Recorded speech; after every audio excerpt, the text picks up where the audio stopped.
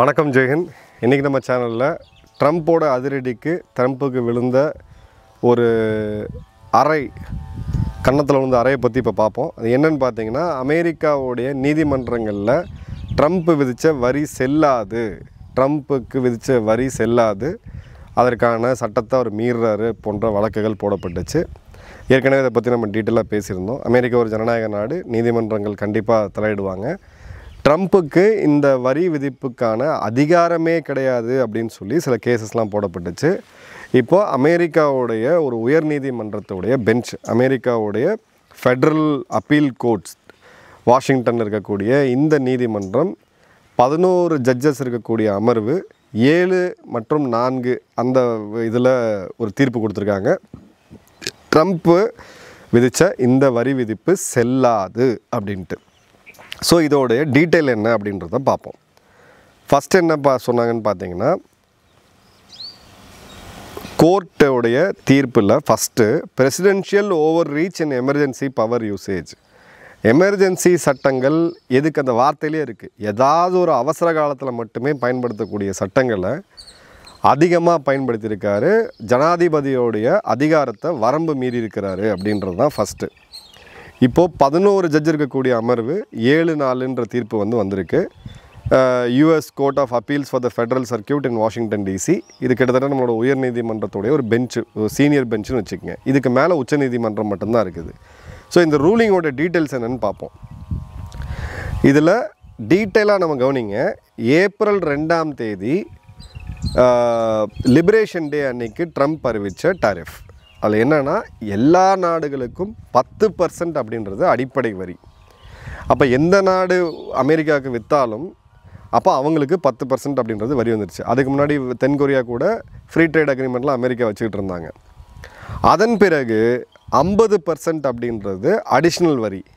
யார் யாருக்கெல்லாம், எந்தெந்த நாடுகிட்டெல்லாம் அமெரிக்கா அதிகமாக இறக்குமதி பண்ணுறதோ கம்மியாக ஏற்றுமதி பண்ணுறதோ அந்தந்த நாடுகளுக்கு 50%. ஸோ டோட்டலாக 60%.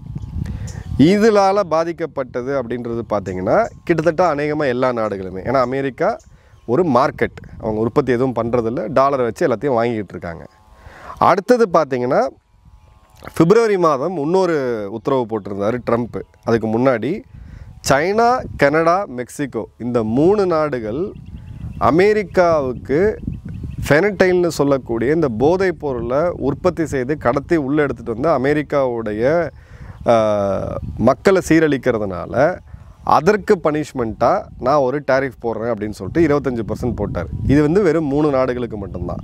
அதில் யார் யார் இருக்கா, சைனா ஃபெனடைலோடைய உற்பத்தியாளர், மெக்சிகோ அதை ப்ராசஸ் பண்ணக்கூடிய நாடு, கனடா அதை ப்ராசஸ் பண்ணக்கூடிய நாடு, பிறகு Canada America, Mexico America border வழியாக சைனாக்குள்ளே அமெரிக்காக்குள்ளே வருது அப்படின்ட்டு தான். இதுக்குமே அவங்க என்ன ரியாக்ஷன் கொடுத்துருந்தாங்க அப்படின்னு சொல்லி சைனா அந்த டைமில் பார்த்தோம். ஸோ ஃபெனடைலுக்கு மட்டுமே போடப்பட்டது, ரெண்டுமே செல்லாது அப்படின்றது வந்துருச்சு. அதன் பிறகு இப்போ இந்தியா மேலே போடப்பட்ட சாங்ஷன், இதெல்லாம் எந்த சட்டத்தின் கீழே வருதுன்னா, IEEPA அப்படின்ற ஒரு அமெரிக்க சட்டம், international emergency economics powers act 1977. இதில் இந்த சட்டத்திலேயே இப்போ பேரை பார்த்தீங்கன்னா தெரியும், ஒரு சர்வதேச லெவலில் ஒரு அவசர நிலை வரும்பொழுது அதிபர் பயன்படுத்தக்கூடிய சட்டம் அப்படின்றது தான் இதோடைய பொருள். இது 1977 அமெரிக்கா கொண்டு வந்தாங்க. அந்த சட்டத்தின் கீழே ஜனாதிபதி ட்ரம்ப் அவர்கள் போட்ட இந்த உத்தரவு செல்லாது. ரொம்ப ரொம்ப முக்கியம், அந்த சட்டத்தின் கீழே இந்த உத்தரவு போடுறதுக்கான அதிகாரமே ஜனாதிபதிக்கு கிடையாது அப்படின்னு சொல்லியிருக்காங்க.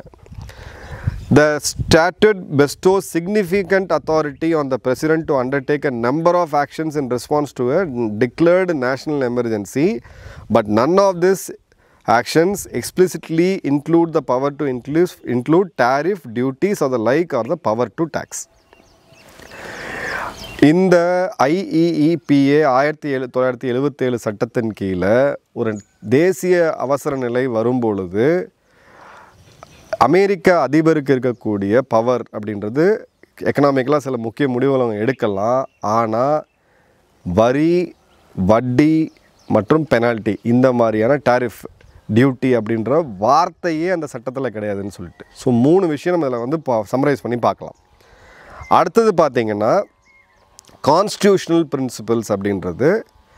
அப்போது இந்த மாதிரியான வரி விதிக்கக்கூடிய அதிகாரம் யாருக்கு இருக்குன்னா அமெரிக்காவுடைய காங்கிரஸ், அவங்களுடைய ஆளுங்கட்சி எதிர்கட்சியெல்லாம் ஒன்றா இருக்கக்கூடிய காங்கிரஸுக்கு மட்டும்தான் இருக்குது, இது அதிபருக்கு கிடையாது அப்படின்னு சொல்லிட்டு legislative branch by the constitution, அதாவது காங்கிரஸுக்கு மட்டும்தான் இது இருக்குது அப்படின்றது தான் இங்கே இருக்கக்கூடிய மூணாவது மெசேஜ். ஃபஸ்ட்டு லிபரேஷன் டே அன்னைக்கு போடப்பட்ட அந்த வரி 10% பேஸு, 50% யார் யாருக்கிட்டலாம் அமெரிக்காவுக்கு ட்ரேட் டெஃபிஷியன் இருக்கோ செல்லாது. சைனா, மெக்சிகோ, கனடா மேலே போடப்பட்ட இந்த ஃபெனடைலுக்காக போடப்பட்ட வரி செல்லாது. மூணாவது, இந்த சட்டம் இந்தியா மேலே போடப்பட்டதெல்லாம் பார்த்திங்கன்னா இந்த மேக்ஸிமம் இந்த சட்டத்தில் தான் போட்டாங்க. IEPA சட்டத்தின் கீழே இந்த போட்ட வரி போடுறதுக்கான அதிகாரமே அதிபருக்கு கிடையாது. கான்ஸ்டியூஷனல் அத்தாரிட்டியை மீறி இருக்காங்க. அந்த வரி போடக்கூடிய டாரிஃப் விதிக்கக்கூடிய அதிகாரம் அப்படின்றது அமெரிக்காவுடைய காங்கிரஸ் அமைப்புக்கு மட்டும்தான் இருக்குது அப்படின்றது தான் இதில் இருக்கக்கூடிய விஷயம்.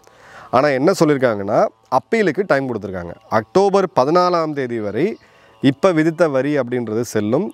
அக்டோபர் 14 நீங்கள் உச்சநீதிமன்றத்துக்கு போங்க, உச்சநீதிமன்றத்தில் நீங்கள் அப்பீல் பண்ணுங்கள், முறையிடுங்க, அங்கே என்ன சொல்கிறாங்களோ அதுபடி நடக்கும்ட்டு கோர்ட்டு சம்மட்டேடியான ஒரு தீர்ப்பு கொடுத்துருக்கு. ட்ரம்ப் எங்கேயுமே எஸ்கேப் ஆக முடியாத அளவுக்கு ஒரு ரூலை வந்து போட்டிருக்காங்க. இப்போது நல்லா கவனிங்க, ஃபஸ்ட்டு லிபரேஷன் டே, அப்புறம் கனடா, மெக்சிகோ மற்றும் சைனா மேலே விதித்தது, அப்புறம் இந்த குறிப்பிட்ட சட்டத்தை பயன்படுத்தி தான் இவர் அதிகமாக வரி வச்சது. அந்த சட்டத்தை பயன்படுத்துறதுக்கு அமெரிக்க அதிபருக்கு அதிகாரம் இருந்தாலும் அந்த சட்டத்தில் டேக்ஸ்ன்ற வார்த்தையே கிடையாது. அப்போ அதை பயன்படுத்த முடியாது. டாரிஃப் போகிறதுக்கான ஒரே அதிகாரம் காங்கிரஸ் மட்டும்தான். அப்போ அந்த அதிகாரத்தையே ட்ரம்ப் கிட்டேருந்து பிடுங்கி இருக்குது கோர்ட்டு. அது வந்து ஏற்கனவே இல்லை, இவர் பண்ணதை வந்து சொல்லியிருக்காங்க. அன்கான்ஸ்டியூஷனல் அண்ட் இல்லீகல்ன்ற வார்த்தையை பயன்படுத்தியிருக்காங்க. சட்டத்துக்கு புறம்பானது மற்றும் அரசியல் சாசனத்துக்கு எதிரானது அப்படின்ட்டு. இப்போது என்ன விஷயம்னா இது அக்டோபர் 14 வரைக்கும் இருக்குது. ட்ரம்ப்போடைய வெள்ளை மாளிகை செயலர் என்ன சொல்கிறாங்கன்னா நாங்கள் அப்பீலுக்கு போயிட்டோம் அப்படின்றாங்க. ஸோ நிச்சயமாக அப்பீலுக்கு போகிறாங்க. இதில் காமெடி என்னென்னு பார்த்தீங்கன்னா இதனால் வரை இந்த டாரிஃப் போட்ட பிறகு அமெரிக்கா வசூல் பண்ணது $159 பில்லியன். இப்போ கோர்ட்டு இன்னொரு அப்சர்வேஷன் வச்சுருக்காங்க, ஒருவேளை இது சுப்ரீம் கோர்ட்லேயும் செல்லாமல் போயிடுச்சு, இது எங்கள் தீர்ப்பை வந்து அவங்க சுப்ரீம் கோர்ட் அப்பீல் பண்ணுறாங்க அப்படின்னா அப்போ இந்த $159 பில்லியன் பணத்தை நீங்கள் திரும்ப கொடுக்கணும். இது அமெரிக்காவுடைய ஃபினான்ஷியல் ரூயின் ஆகும், அமெரிக்காவுடைய கிரெடிபிலிட்டியே ரூயின் ஆகுன்ற அப்சர்வேஷனையும் கோர்ட் வந்து கொடுத்துருக்கு. ட்ரம்ப் உடனடியாக அவருடைய ட்ரூத் சோஷியல், அவருக்குன்னே ஒரு சோஷியல் மீடியா உருவாக்கியிருக்கிறார், அவருக்கும் அவங்க ஆதரவாளர்களுக்கும். ட்ரூத் சோஷியலில் என்ன போட்டிருக்காருன்னா all tariffs are still in effect, bold லெட்டரில் போட்டிருக்காரு. டேரிஃப் எல்லாம் போகலை, வரி விதிப்புலாம் அப்படியே தான் இருக்குது, அது நடைமுறையில் தான் இருக்குது அப்படின்னு சொல்லிட்டு today's highly partisan appeal court indirectly stated our tariff should be removed but they know the United States of America will win in the end அப்படின்ட்டு ரொம்ப கேர்ஃபுல்லாக கோர்ட்டையும் பகச்சிக்கக்கூடாதுன்ற அளவுக்கு ஒரு ஹைலி பார்ட்டிஷன் அப்பீல்ஸ் கோர்ட்டு, இந்த கோர்ட்டே வந்து ரொம்ப ஒரு ஹைலி பார்ட்டிஷனாக தான் இருக்குது. அது வந்து பார்த்திங்கன்னா இன்டைரக்டாக நமக்கு எதிராக ஒரு தீர்ப்பு கொடுத்துருக்காங்க, இறுதியில் அமெரிக்கா தான் வெற்றி பெறும். அதே மாதிரி இந்த டாரிஃப் மட்டும் எடுத்துட்டாங்க அப்படின்னா total disaster for the country, நாடே அழிந்து போகக்கூடிய ஒரு சூழ்நிலை, அமெரிக்காவை டோட்டலாக அழித்து விடும் அப்படின்ற அளவுக்கு ஒரு எமோஷனல் இதை வந்து கொடுத்துருக்காரு. அதன் பிறகு பார்த்திங்கன்னா இவங்களுடைய ப்ரெஸ் செக்ரட்டரி குஷ் தேசாய் பார்த்திங்கன்னா வெள்ளை மாளிகையிலேருந்து நாங்கள் இதுக்கு அப்பீலுக்கு போவோம் அப்படின்னு சொல்லியிருக்காங்க. இப்போது அமெரிக்காவுடைய இதில் பற்றி நான் சொன்னேன் ஏற்கனவே 26 கேசஸ் இது மாதிரி போடப்பட்டிருக்குன்ட்டு. ஒரே ஒரு விஷயத்துக்காக பல நீதிமன்றங்களில் கேஸ் போடும்போது நம்ம நீதிமன்றங்கள் எப்படி இருக்கோ அந்த எல்லா கேஸையும் ஒன்றா சேர்த்து விசாரிப்பாங்க. ஸோ 2 பக்கெட்டில் இருக்குது. ஒன்று பார்த்திங்கன்னா அமெரிக்காவுடைய 5 குறு நிறுவனங்கள் போட்ட கேஸு, அதை ரெப்ரசன்ட் பண்ணுறது லிபர்ட்டி ஜஸ்டிஸ் சென்டர், டெமோக்ராட்டிக், அதாவது இவங்களுடைய எதிர்க்கட்சியோடைய ஒரு சட்டத்துறை தான் அது. அவங்க ரெப்ரசன்ட் பண்ணி கொண்டு போகிறது ஒன்று. இது இந்த எல்லா கேஸுமே இந்த சிறு நிறுவனங்கள் 5 பேர் போட்டது டெமோக்ராட்டிக் ஆளக்கூடிய மாநிலங்களில் போட்டிருக்காங்க. இன்னொன்று பார்த்திங்கன்னா 8 தனிநபர்கள் போட்டது. இந்த 8 தனிநபர்கள் இந்தியா, சைனா போன்ற நாடுகள் லாபி பண்ணுவோம், அவங்க நம்ம சார்பாகவும் அவங்க போட்டுக்கலாம். 8 தனிநபர்கள் போட்டது தனியாக ஒரு ப்ராக்கெட்டு. ஸோ 2 ப்ராக்கெட்டில் இதை வந்து விசாரிக்கிறாங்க. ஏற்கனவே மே 2025 ஒரு இது இருந்துச்சு, ஒரு கேஸ் வந்து வந்துச்சு, ஒரு ஃபெடரல் சர்க்கியூட்டில் ஒரு சிறு நீதிமன்றத்தில் போடும்பொழுது ட்ரம்ப்புக்கு ஆதரவான ஒரு தீர்ப்பை வந்து அங்கே வந்துச்சு. ஆனால் அப்போ இந்த சட்டத்தெல்லாம் பயன்படுத்தலை. இப்போது ஐரோப்பிய யூனியனுக்கு 15%. ஐரோப்பிய யூனியன் இன்னமும் இதாக இல்லை. ஜப்பான் கூட இவங்க போட்டு முடிச்சுன்னு இவர் சொன்னாலும் ஜப்பான் இன்னும் டீமே அனுப்பல, நாங்கள் கேன்சல் பண்ணிட்டோம் அப்படின்னு சொல்கிறாங்க. இப்போ இதில் என்னென்ன நடந்திருக்குன்னு பாருங்கள். ஃபர்ஸ்ட் ஆஃப் ஆல் ட்ரம்ப்புக்கு ஒரு மிகப்பெரிய செட்பேக் இது.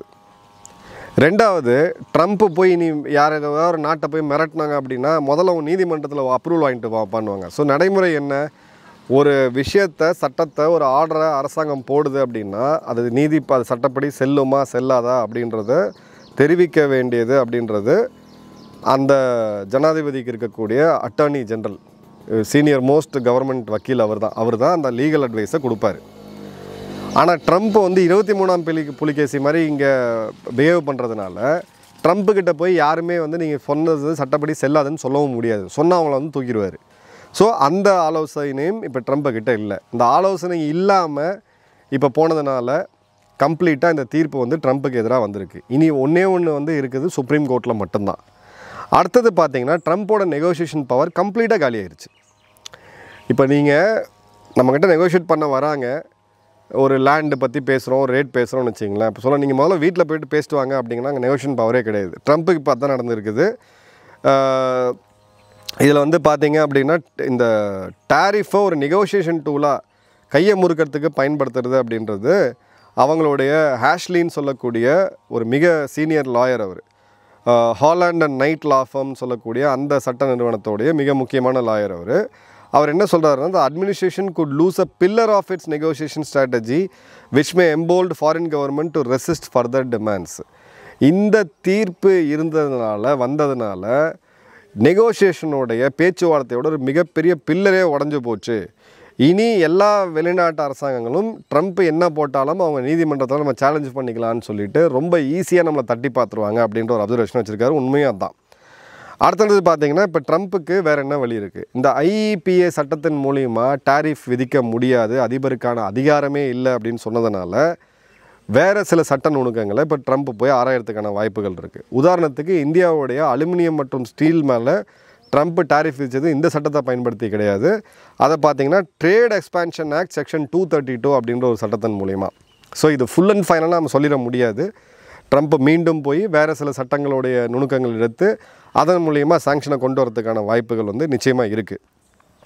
ஆனால் இது ஒரு கிளியர் கட்டான செட்பேக்கு ட்ரம்ப்புக்கு முழு அதிகாரம் கிடையாதுன்றது. இப்போது ரெண்டு விதமாக போகலாம். அவங்க சுப்ரீம் கோர்ட் தீர்ப்பு செல்லும், அவங்களுடைய உயர்நீதிமன்றத்தோடைய அமர்வு நீதிமன்றம் கொடுத்த தீர்ப்பு செல்லும்னு கொடுத்தாங்கன்னா ட்ரம்ப்புக்கு இது ஒரு சரியான அடி. அதன் பிறகு ட்ரம்ப் அவசர சட்டங்களை கொண்டு வரலாம் அப்படின்னு பார்த்தா கூட மிட்டம் வரப்போகுது. அடுத்த வருடம் அவங்களுக்கு அவ்வளோ ஆதரவு கிடைக்குமா அப்படின்ற போது இல்லை. ஏன்னா ட்ரம்ப் பார்த்திங்கன்னா எதாச்சியாக செயல்படக்கூடிய ஒரு மனிதர், எல்லாரையும் சேர்த்து கொண்டு போகணும் அப்படின்ற ஒரு இது இல்லாதவர். அப்போது ட்ரம்ப்புக்கு அவங்களுடைய செனட்டர்ஸோடைய சப்போர்ட் அப்படின்றது தேவைப்படும். அப்போ நீங்கள் நீங்கள் வழிக்கு வந்து தான் ஆகணும். இந்த நேரத்தில் தான் இந்தியன் லாபி ரொம்ப ஸ்ட்ராங்காக இருக்கணும்.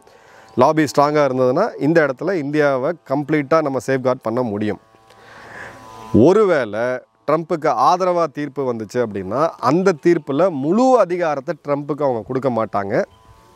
ஏன்னா அவங்க அரசியல் சாசனத்துக்கு எதிரானதுன்ற வார்த்தையை இப்போ இந்த நீதிமன்றம் பயன்படுத்தி இருக்குது. அப்போ அவங்களுடைய அரசியல் சாசனத்தின் மேலேயே ஒரு கேள்விக்குறி அப்படின்றது வந்துடும். கிட்டத்தட்ட எமர்ஜென்சி சுச்சுவேஷன் நம்ம நாட்டில் இருந்தது பார்க்குறோம். அந்த மாதிரியான ஒரு சுச்சுவேஷன் பொலிட்டிக்கலாக வர்றதுக்கான வாய்ப்புகள் ரொம்ப அதிகமாக இருக்குது. எதிர்க்கட்சிகள் அது ஒரு பெரிய லெவலில் முன்னெடுத்துட்டு போவாங்க. மூணாவது ஆப்ஷன், தீர்ப்பு ட்ரம்ப்புக்கு சாதகமாக ஆனால் ட்ரம்ப்போடைய ரெக்கையை கட் பண்ணி இவ்வளோதான்ப்பா உனக்கு பவர் அப்படின்னு சொல்லக்கூடிய தீர்ப்பு, இது வர்றதுக்கான வாய்ப்புகள் மிக மிக அதிகமாக இருக்குது. ஸோ அந்த மாதிரி தீர்ப்பு வந்துச்சுன்னா ட்ரம்ப்புக்கு நான் நாட்டை முன்னேற்றி கூட்டு போகணுன்னு பார்க்குறேன், இதெல்லாம் பண்ணணுன்னு பார்க்குறேன், ஆனால் இந்த நாட்டோடைய சப்போர்ட் எனக்கு இல்லை அப்படின்ற மாதிரியான ஒரு நெரேட்டிவை வைத்து மீண்டும் இவங்க நாட்டில் வன்முறை கலவரம்லாம் ரொம்ப சர்வசாதாரணமாக நடக்கும். நம்ம நாட்டை இவங்க கேவலமாக பேசுவாங்க, இது பண்ணுவாங்க, வேறு விஷயம்.